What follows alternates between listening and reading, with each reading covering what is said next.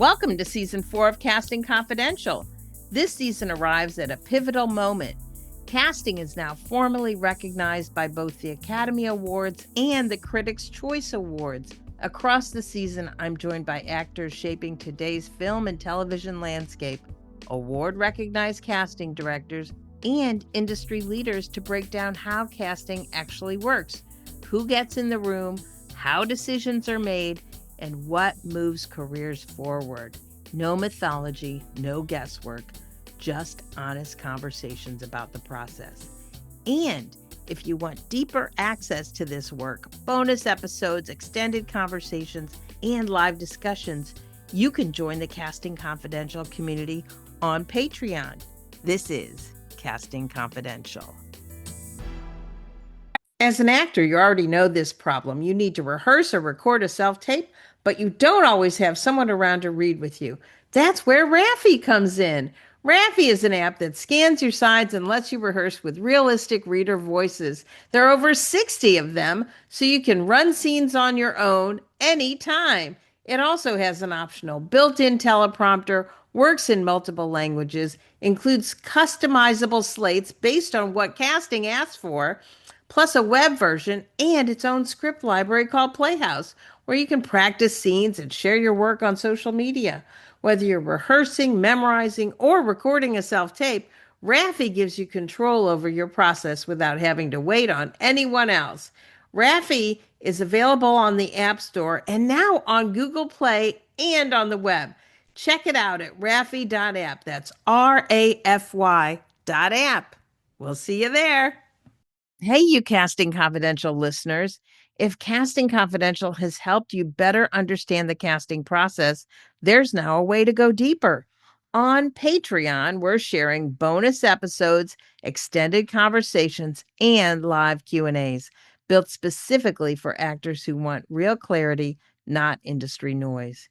You can join the Casting Confidential community at patreon.com/Casting Confidential.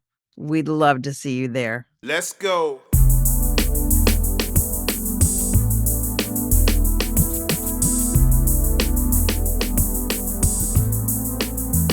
This is Casting Confidential, the original unfiltered conversation about casting. No mythology, no guesswork, just how it actually works. Today, we are talking about exposure versus recognition and why so many actors are doing more than ever and still not booking. I'm here with the esteemed casting director and friend, Cheryl Louden-Kubin from Atlanta, who is often on our roundtable, and we're doing a one-on-one discussion about this today. And Cheryl, welcome. Thank you. I'm so happy to be here. Yeah. I love seeing you. It's been a minute. You've been traveling everywhere. So. I know. And we've just begun. Yes. Yeah. It's going to be a crazy year for travel, at least the first part, but I am so thrilled to be here and excited to get into the topic. Now let's talk about it. So more exposure, does that equal more opportunity to you? More posts, more clips, more self-tapes? Do you think that's going to do it? No, I don't believe it is. I think when push comes to shove, it's what you do with the script that we're giving you. It's how you present yourself, how responsible and respectful you are when you get the job and are on the set.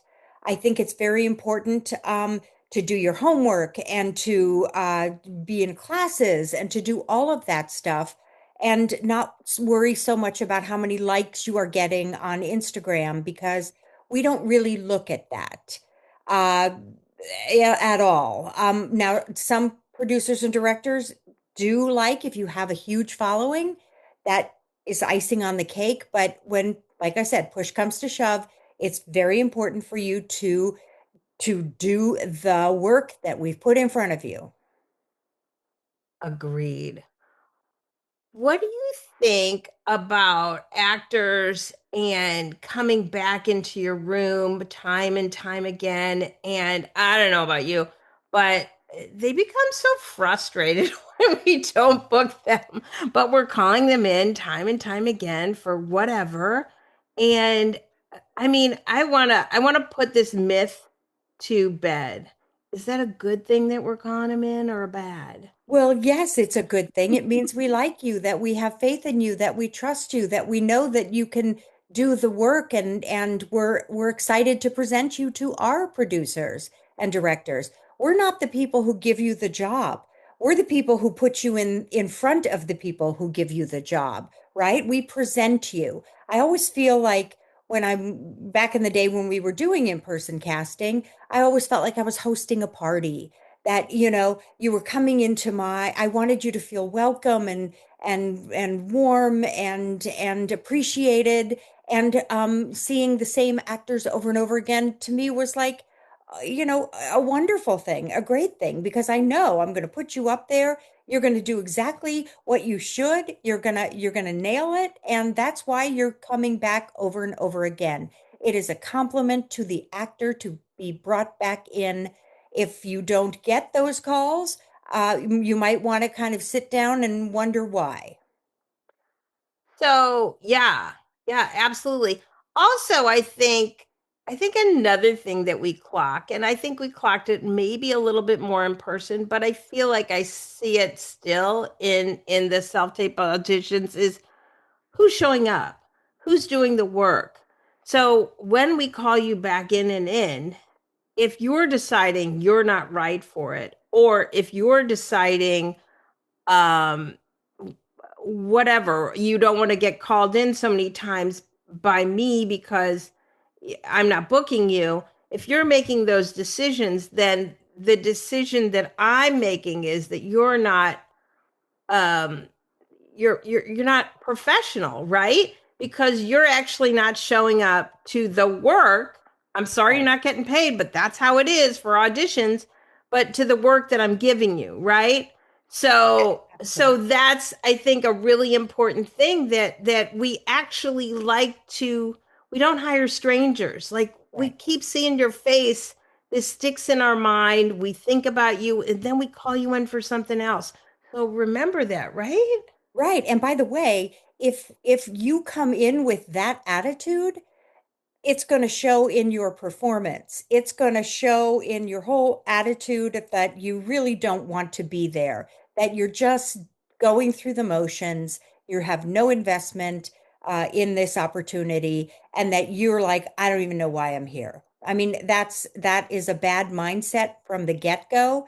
The reason that you're in that room or asked to self-tape is because we see something in you and like you and want you to be wonderful and want you to do the work, because guess what? We need to book the role. We want you to be amazing. We love actors. I mean, I just, don't come in with a negative attitude.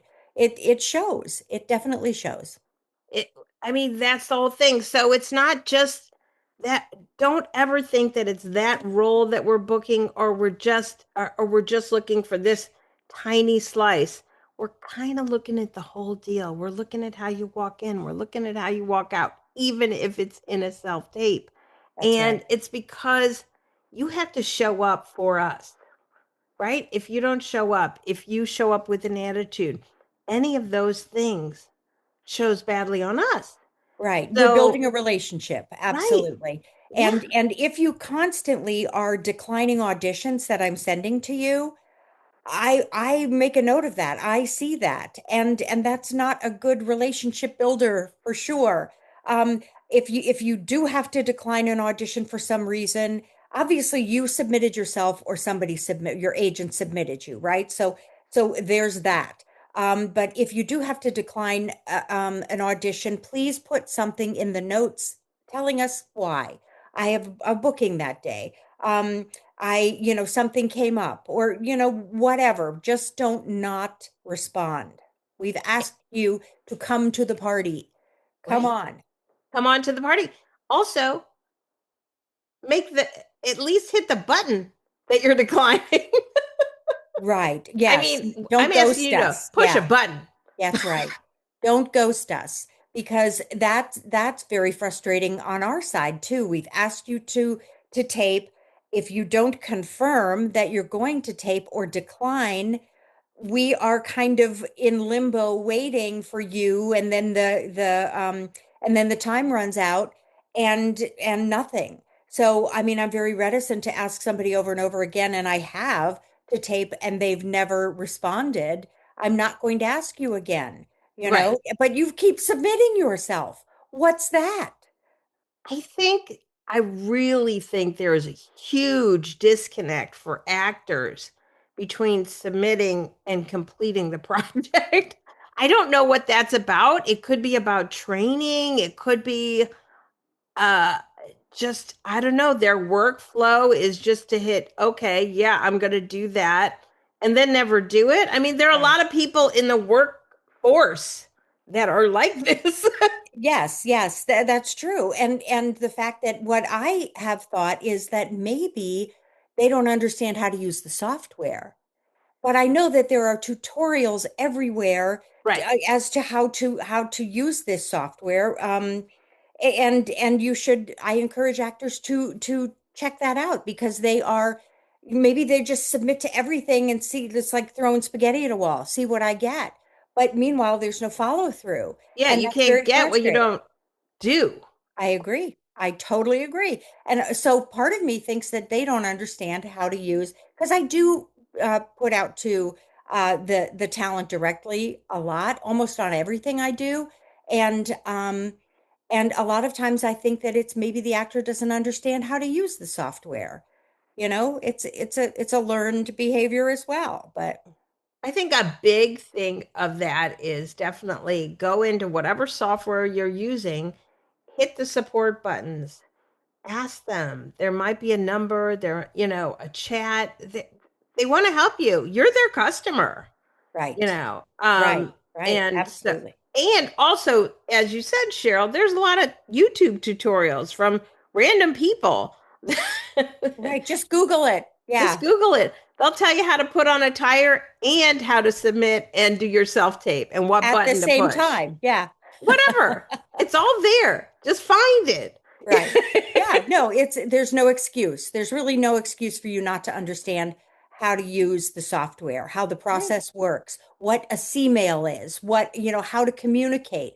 Right. There's really no excuse now. Right. And you need to, the follow through is critical, right? Because we are hiring people we know, and we know them because we keep seeing them, and we keep seeing them because we keep asking for them. And the first time is like, well, I'll pick this guy. And then it's like, well, that's a good tape. I'll pick that guy again. Sometimes it's, I'll pick this guy, and you don't get the tape, but you're still picking this guy because you're enamored by his picture Right. and his resume or whatever little ticks you got going Right, there. right. Not a Yeah. lot, but once we start seeing tape on you, then then it feels familiar, and we will keep calling you back in, and you will not book for a long time. Right. Well, you have to think like the ratio of how many people submit for a role as to how many people actually get an audition, and then one person books that role. Right. So I remember doing a SAG ultra low budget film during the strike, and we were allowed to shoot this because it was the ultra low budget. So it was within the parameters of what was allowed during the strike. And because there was no work, we put out for two characters, and we put out nationwide because we wanted to cast a very wide net. And we got 6,000 submissions for the male and 6,000 submissions for the female. And it was 12,000 people. It was a lot of people. And we went through every single person. And we found the guy and the gal, and God bless them, they were amazing. But we had several chemistry reads. We had, all of this stuff mixing and matching, all the fun stuff. But it was just, and I mean, that's extraordinary, right? 6,000. But I would say easily for one role, depending upon the project, I will get between 500 and 1,000 submissions. Wait, Yeah. per role? Yeah. Depending on the role for the leads. Yeah. Wow. Yeah. I mean, I could go on for hours with you about how to reduce that because I niche my stuff down so much that I don't get as many submissions um because I don't like to be that overwhelmed. Yeah, But yeah. I mean, you have to have 6,000 time. made gave me heartburn immediately. I got angina. I got I verklempt. Yes. did. I did. No, but I mean, you have to have time in order to go through all of those. And so you have to input that amount of time into your prep, right? If there's no time, then you're like just saying, okay, they have the look? Okay, bye. Yes, no, yes. I mean, so that's easy. And then going in a little deeper, once you've established the look, is the resume, and then maybe they're real, but I don't really look at reels first round. I would look at reels for more for callback, or or for bookings with the No, director. I mean, it would take so much time. Yeah, it's ridiculous. We don't have that much time. I'm No. you know I mean, the 6,000 example, I think, is you happen to have more time because it was pandemic right. adjacent. Exactly. And strike. Yes, exactly. And it was the strike and nobody had work. And so and I mean the actors weren't doing anything. And so they're like, "Ooh, an audition. Boom." I'm going to go for this one. So yeah, it was 6,000. It was crazy. That was the most I've ever Oh my gotten. God. But yeah. So, do you have a story that you could think of where you knowing the actor, where recognition made the difference? It always makes the difference, I think, especially when it comes down to between two people for a booking or for a callback when I'm dealing with talking to the Oh, director and saying, if I have a history with somebody and that's good, I will absolutely give that information. Yes, I booked yeah. that person. They were great.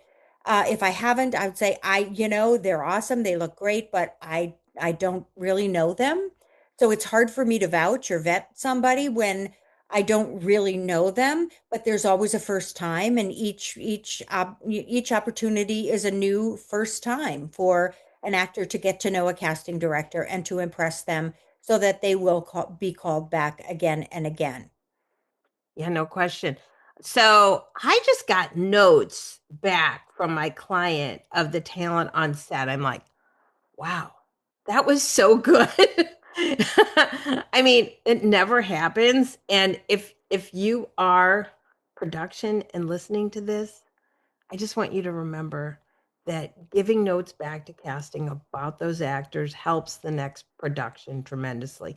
And this happened to be children. So, yeah. And how often you get those notes back. I'm going to pause this right here. If you're loving this conversation, the rest of this episode is available exclusively on Patreon. We go deeper into the real audition stories, the hard lessons, and the unfiltered behind the scenes conversations you won't hear anywhere else. Join us at patreon.com/casting confidential to hear the full episode and get access to bonus content, extended interviews, and our private community. If you're serious about understanding how casting really works, I'll see you inside Patreon. Greatest podcast in television and film with Rosen, CSA, and all the friends. Bringing you Casting Confidential. Casting, that's essential. Casting, so eventful. Time to tune in to close friends, chilling with Rose. We call it Casting Confidential. Get a notepad ready, grab a pen and pencil. For magic to jot down, tell a friend too. A wonderful podcast in TV and film, we call it Casting Confidential. Let's go.